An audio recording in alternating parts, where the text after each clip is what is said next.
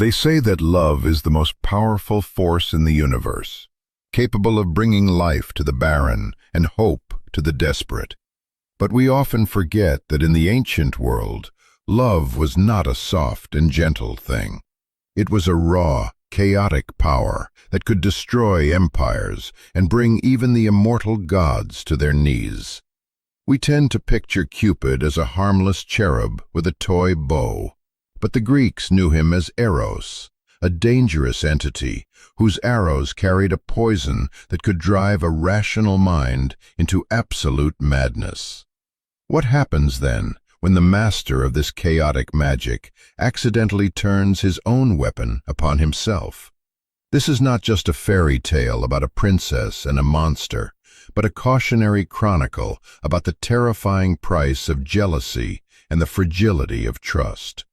Before the end of this tale, you will see a mortal woman cast into an abyss, a god wounded by the very passion he commands, and a betrayal so profound that it shattered the bridge between the human and divine worlds.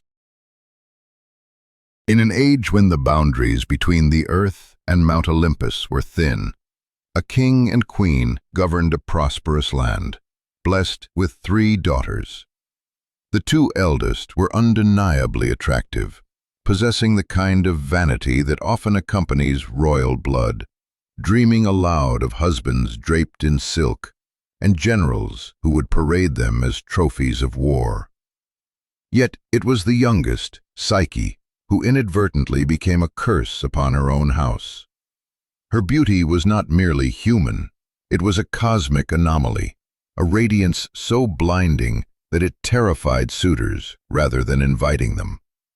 While her sisters married quickly into wealth and status, Psyche remained alone, an idol to be worshipped rather than a woman to be loved. Pilgrims began to neglect the ancient shrines of Aphrodite, the goddess of beauty, allowing the sacred fires to burn out and the altars to gather cold dust, choosing instead to scatter flowers at the feet of this mortal girl. This was the highest blasphemy.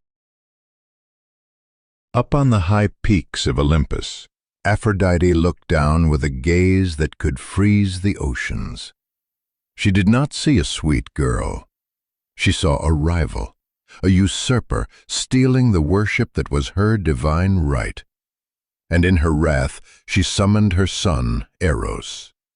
She commanded him to descend to the mortal realm and use his arrows to inflict a fate worse than death upon the girl, to make her fall madly in love with the most hideous, vile, and broken creature on earth.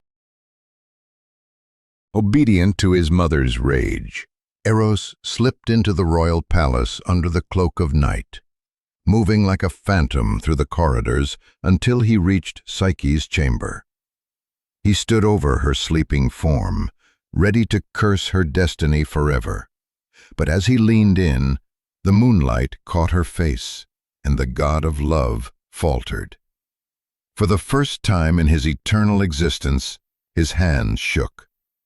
In that moment of divine confusion, he fumbled with his quiver, and one of his own arrows grazed his skin. The hunter became the prey. The magic that had toppled kings now flooded his own veins, binding him irrevocably to the very woman he was sent to destroy. He fled into the darkness, leaving his mission unfulfilled. But the damage was already done. The curse of Aphrodite, though not enacted by Eros, seemed to manifest in a different, crueler way. While Psyche was adored by millions, she was loved by no one. Her beauty had isolated her completely, leaving her as a lonely statue in a crowded room. Desperate to understand this strange affliction, Psyche's father traveled to the oracle of Delphi, seeking guidance from the god Apollo. The air in the temple was thick with incense and dread, as the oracle delivered a prophecy that sounded like a death sentence. She proclaimed that Psyche was never meant for a mortal man. Instead, She was destined to marry a winged creature of immense power, a monster that even the king of the gods feared. The oracle commanded the king to dress his daughter in mourning clothes and abandon her on the jagged edge of a cliff, where this terrible husband would come to claim her. The journey to the cliffside was a funeral procession for the living. The drums beat a slow, mournful rhythm as the people wept for the sacrifice of their princess. Psyche, showing a resolve that shamed her grieving parents, walked toward her doom with her head held high, accepting that her beauty had been a fatal error of nature.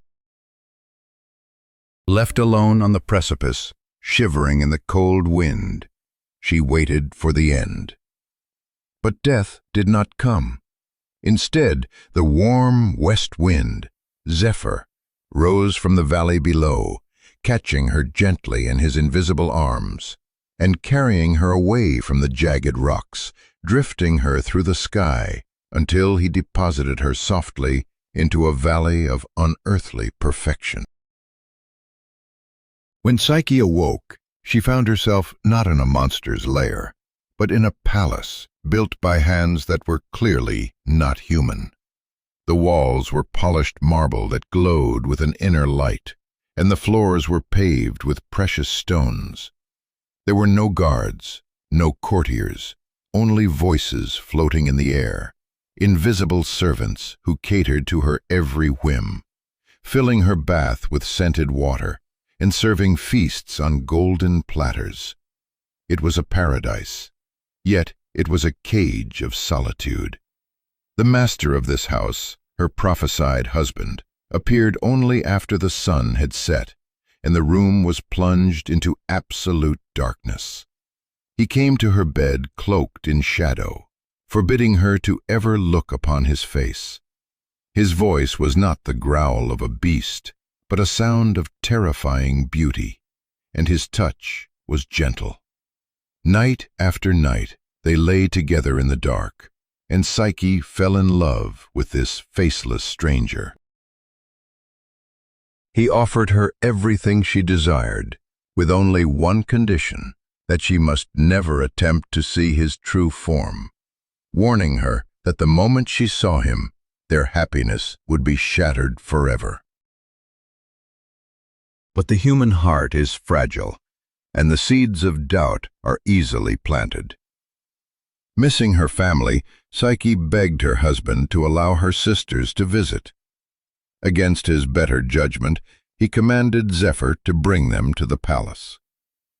When the sisters arrived and saw the opulence that surrounded Psyche, the gold, the jewels, the godlike luxury, their relief turned instantly to a poisonous envy. They could not bear that the youngest sister, the one they had pitied, now lived like an empress. They began to whisper venom into Psyche's ear, reminding her of the oracle's prophecy. They convinced her that her husband hid in the dark because he was a serpentine monster, fattening her up to devour her. They played on her deepest fears, urging her to take a sharp knife and a hidden lamp, to wait until he slept, and to cut the head off the beast before it killed her. That night, the air in the bedroom was heavy with impending tragedy. Psyche, trembling with terror and the pressure of her sister's lies, waited until the rhythmic breathing of her husband signaled deep sleep. She lit the oil lamp and raised the dagger, steeling herself to look upon a horror. But as the light flooded the bed, she did not see a dragon or a demon. She saw the most beautiful being in creation. It was Eros himself, with golden ringlets of hair and wings that shimmered like pearl in the lamplight. The knife fell from her hand, clattering to the floor. Overwhelmed by shame and awe, she gazed at the god she had betrayed. But her hand shook, and a single drop of scalding oil spilled from the lamp, landing directly on the god's shoulder. Eros awoke with a cry of pain. He saw the light, the knife, and the guilt in his wife's eyes. The betrayal cut deeper than the burn. He did not kill her. He did something far worse. He looked at her with infinite sadness and declared that love cannot live where there is no trust. Spreading his great wings, he launched himself out of the window and into the night sky, leaving her alone in the darkness she had tried to illuminate. Psyche threw herself out of the window to follow him, but she could not fly, and she fell heavily to the earth. She was alive, but her heart was shattered. When her sisters heard the news, they rushed to the cliffside, believing that with Psyche gone, the god might choose one of them instead. They called out to Zephyr to catch them, leaping into the void with greed in their hearts. But the west wind did not answer. He let them fall, their bodies dashed against the rocks below, a brutal end to their jealousy. Psyche, now a wanderer in a desolate world, began a long and agonizing quest to find her lost love. She eventually surrendered herself to the service of Demeter and other gods, hoping to earn forgiveness, unaware that she would soon have to face the wrath of Aphrodite herself in a series of impossible trials. The story leaves us here with a chilling realization that the greatest enemy of love is not hatred, but the paranoia that whispers in the dark. Psyche had held the god of love in her arms, but by demanding to see what was hidden, she lost the only thing that mattered.